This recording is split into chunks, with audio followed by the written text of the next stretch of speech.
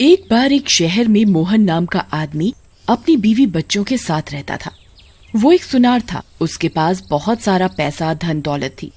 उसको पैसे की कोई कमी नहीं रहती थी। उसकी बीवी शीला भी सुंदर सुंदर साड़ी और सोना पहनकर सेठानियों की तरह रहती। शीला भी मोहन के कामकाज में मदद करवाती। मोहन के 2 बेटे थे। उसके बड़े बेटे का नाम चिंटू और छोटे बेटे का नाम मिंटू था। वो शहर के प्राइवेट स्कूल में पढ़ते थे। मोहन का कारोबार अच्छा होने के कारण उन्हें कभी पैसे की कोई दिक्कत नहीं आती थी। मोहन के पास मोबाइल फोन भी था। उस मोबाइल फोन में कुछ न कुछ अजीब सी घटना हुआ करती थी, पर मोहन उन पर ज्यादा ध्यान न देकर काम धंधे पर ध्यान दिया करता। मोहन को इस बात का मालूम नहीं था कि उसके फोन में भूत रहता है और वो ऐसी उल्टी सीधी हरकतें करता है। एक दिन भूत ने मोहन के फोन से सोहन को फोन लगाया। सोहन ने भूत से बहुत देर तक अपना भाई मोहन समझकर बातें की। हेलो सोहन, कैसे हो? नमस्ते भैया, मैं अच्छा हूँ। आप कैसे हैं? मैं भी बढ़िया हूँ। और तुम्हारी पढ़ाई कैसी चल रही है? अच्छी चल रही है भैया पढ़ाई। तुम्हारी गर्मी की छुट्टियाँ कब से पड़ रही हैं? भैया परसों से। ऐसा करो, परसों ही तुम अपना सामान बांध कर इधर मेरे पास आ जाना। इधर तुम्हारा मन भी लग जाएगा और तुम बहुत दिन से इधर आए भी नहीं हो। हम सबका मिलना भी हो जाएगा। चिंटू और मिंटू भी तुम्हें बहुत याद करते हैं। जी भैया जी, मैं परसों ही सुबह की ट्रेन पकड़कर शाम तक आपके पास आ जाऊंगा। नमस्ते भैया। नमस्ते। अरे सोहन, तुमने बताया नहीं तुम आ रहे हो। मैं तुम्हें स्टेशन लेने आ जाता। सोहन को ये बात बहुत अटपटी लगी। उसने मुस्कुराकर जवाब दिया, कोई बात नहीं भैया। शीला, सोहन आया है, जरा उसके लिए चाय पानी का इंतजाम करो। सोहन को देख शीला भी बहुत खुश हो गई। वो जल्दी से सोहन के चाय नाश्ते का इंतजाम करती है। मोहन और सोहन बाहर बरामदे में चारपाई पर बैठे हुए आपस में बातचीत करते हुए। और बताओ सोहन, यहाँ आना कैसे हुआ? भैया गर्मियों की छुट्टी पड़ गई तो सोचा भैया भाभी के पास घूम आऊं। इतने में शीला चाय पानी ले आती है। दोनों मोहन और सोहन चाय पीते हैं। थोड़ी ही देर बाद चिंटू और मिंटू अपने दोस्तों के घर से खेल कर अपने घर आते हैं और देखते हैं कि सोहन चाचू घर पर छुट्टियां मनाने आए हुए हैं। वो उन्हें देखकर बहुत खुश हो जाते हैं और उनके साथ खेलने लगते हैं। शीला भी शाम के खाने की तैयारी करने लगती है। सोहन को मोहन की बातें बहुत अजीब लगती हैं और उसके दिमाग में वही बातें घूमती हैं। भैया ऐसे कैसे इतनी जल्दी बात भूल सकते हैं? भैया ने ही तो मुझे शहर आने को कहा था। अगर वो भैया नहीं थे तो मैंने किससे इतनी देर बातचीत की? थोड़ी ही देर में रात हो गई और शीला सबका खाना ले आई। सब मिलजुल कर एक साथ बैठकर खाना खाने लगे। सोहन को फोन वाली बात बहुत परेशान कर रही थी।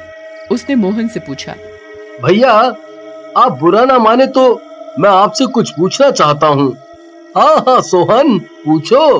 भैया आपके फोन से परसों मेरे पास आपका फोन आया था और आपने मुझे शहर आने को कहा। नहीं सोहन, मैंने तो तुम्हें कोई फोन नहीं किया। सोहन ये बात सुनकर बहुत डर गया। पता नहीं मेरे फोन में क्या हो गया है, आजकल किसी को भी लग जाता है। बहुत लोगों की शिकायत आई है। सोहन एक बार देखना, फोन की कोई सेटिंग तो नहीं खराब हो गई। मोहन ने सोहन को फोन पकड़ाया। सोहन ने सारा फोन चेक करा पर उसकी कोई सेटिंग खराब नहीं थी। भैया फोन में तो कोई सेटिंग खराब नहीं हुई है, तो फिर ये फोन ऐसे किसी को भी कैसे लग जा रहा है? उसी रात जब मोहन सो रहा था तो उसके फोन में अपने आप टिकटॉक चल गया। मोहन ने चारों तरफ देखा, उधर कोई नहीं था। मोहन ने फोन अपने पास लिया और फोन को बंद कर रख दिया। मोहन के फोन में अजीबोगरीब वाकया होने लगे, जैसे कि फोन की रिंगटोन खुद ब खुद बदल जाना, फोन में भूतिया वॉलपेपर खुद ब खुद लगना। एक दिन मोहन के फोन से एक व्यापारी मनोज को फोन गया। अरे मोहन भाई साहब नमस्कार। नमस्कार। बताइए भाई साहब, कैसे फोन किया? अरे मनोज, मुझे थोड़ा चांदी की पायल के नए सैंपल चाहिए थे। कुछ नए हैं क्या? जी हाँ भाई साहब, बिल्कुल है। बहुत ग्राहकों की डिमांड आ रही है। कुछ नए सैंपल ले आना कल दुकान पर। ठीक है भाई साहब, कल मैं आपको आपकी दुकान पर ही मिलता हूँ। इतनी बातचीत करके मनोज फोन रख देता है। अगली सुबह मनोज बातचीत के अनुसार मोहन की दुकान पर पहुँच जाता है। भाई साहब नमस्कार। नमस्कार मनोज, कैसे हो तुम? बढ़िया हूँ भैया। और बताओ, यहाँ अचानक कैसे आना हुआ? अरे भाई साहब क्यों मजाक कर रहे हो? कल आपने ही तो फोन करके मुझे यहाँ पायल के सैंपल के लिए बुलाया है। नहीं भाई, मैं कोई मजाक नहीं कर रहा, मैंने नहीं किया फोन। चलो भाई, अब आ ही गए हो तो सैंपल दिखा दो। मनोज के जाने के बाद मोहन बहुत परेशान हो जाता है कि आखिरकार ऐसा कैसे हो रहा है और ऐसा कौन कर रहा है, कौन है जो मेरे फोन से फोन मिलाता है। कुछ दिनों बाद एक दिन मोहन के फोन में भूत ने ऑनलाइन शॉपिंग कर फ्लिपकार्ट से सामान तक मंगवा लिया। फ्लिपकार्ट का ऑर्डर मोहन के घर पर जब पार्सल वाला लेकर आया तो उसने पूछा, क्या आप ही मोहन हैं? जी हाँ, मैं ही मोहन हूँ। आपका पार्सल आ गया है जो आपने फ्लिपकार्ट से शॉपिंग की थी। जी, आपको कुछ गलतफहमी हुई है, मैंने कोई सामान ऑर्डर नहीं किया। सर, आपने 3 दिन पहले अपने फोन से ये सामान मंगवाया है।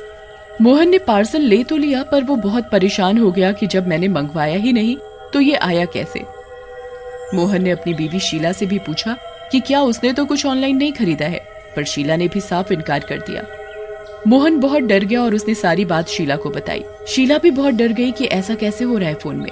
ये सब कारनामे कर भूत अंदर ही अंदर बहुत खुश हो रहा था मोहन को परेशान करके। कुछ दिन बाद तो भूत ने हद ही कर दी। भूत ने मोहन के फोन से जोमेटो से खाना ऑर्डर कर दिया। ये ऑर्डर मोहन की दुकान पर आया। सर, आपका खाने का ऑर्डर है।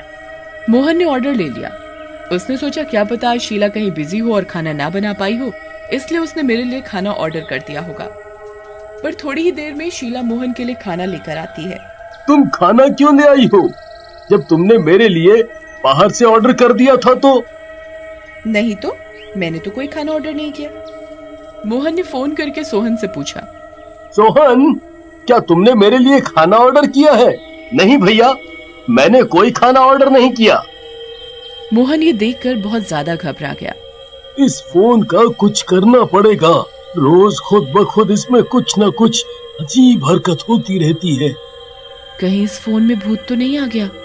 मोहन के फोन में तभी एकदम से भूत का वॉलपेपर लग जाता है। ये देख शीला और मोहन डर जाते हैं। शहर में तांत्रिक के पास जाकर बताना पड़ेगा, हमारे साथ ऐसे अजीब वाकये हो रहे हैं।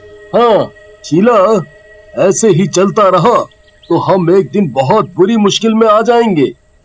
अगले ही दिन मोहन और शीला गांव के तांत्रिक के पास जाते हैं और सारी बात सच सच बताते हैं। तांत्रिक उन्हें शनिवार शाम 6 बजे आने को कहता है और अपना फोन साथ लाने को बोलता है। शीला और मोहन तांत्रिक की बात सुनते हैं और ठीक शाम 6 बजे शनिवार के दिन तांत्रिक के पास पहुंच जाते हैं। तांत्रिक पूजा शुरू करता है। पूजा करते समय मोहन के फोन से रोने की जोर जोर से आवाज आने लगती है।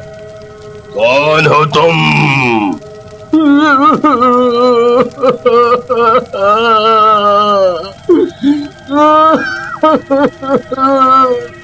मैं संजय हूँ। तुम फोन में क्या कर रहे हो? मैं भूत हूँ और इस फोन में आ गया। ये सुन मोहन और शीला बहुत डर जाते हैं। तुम इस फोन में कैसे आए? एक दिन ये मोहन जंगल के रास्ते शाम के समय टिकटॉक चलाता हुआ अपने घर जा रहा था। मैं फोन देखकर बहुत खुश हुआ और इस फोन में घुस गया।